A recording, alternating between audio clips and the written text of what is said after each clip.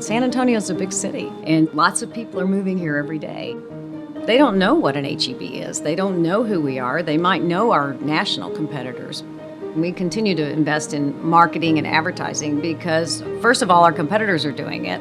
And so we can't just rest on the fact that we think everybody knows who HEB is. So we have to do it to stay competitive. And then second, we can have lots of great products and great prices, and we can be doing lots of great things. But if nobody knows about it, then it's all for naught.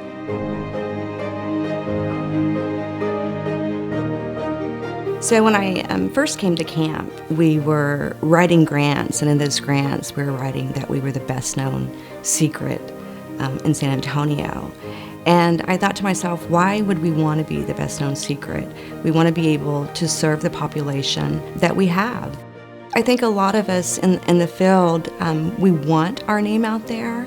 You know, our budgets go through our boards and say, do you need that? And I think collectively we're saying, yes, we do. We have to get our name out there.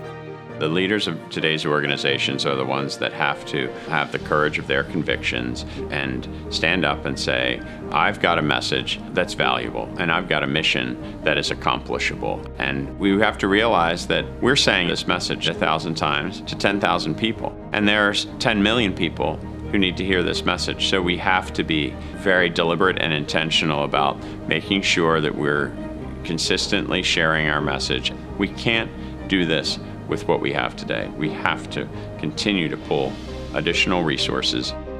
When we do budgets, currently we're putting a little over 10-11% into fundraising, which is pretty nominal.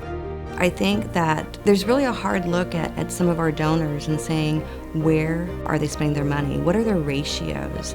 And I think that we need to not look at that. We need to say, what are they doing? Are they having the impact? Are they raising the money that they need to complete those services? One of the things we've noticed at Charity Navigator is that there's a trust barrier, and there's a lot of good data coming from other organizations showing that giving is flat in the United States. If we're able to articulate what the dollar is doing and the impact, not how much is going to a specific program, but what that program has actually achieved, I think that'll transform trust and build excitement and enthusiasm within the donor communities.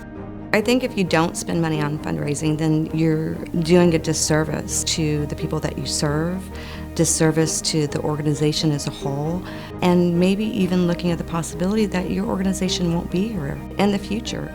You've got to put money into it to serve.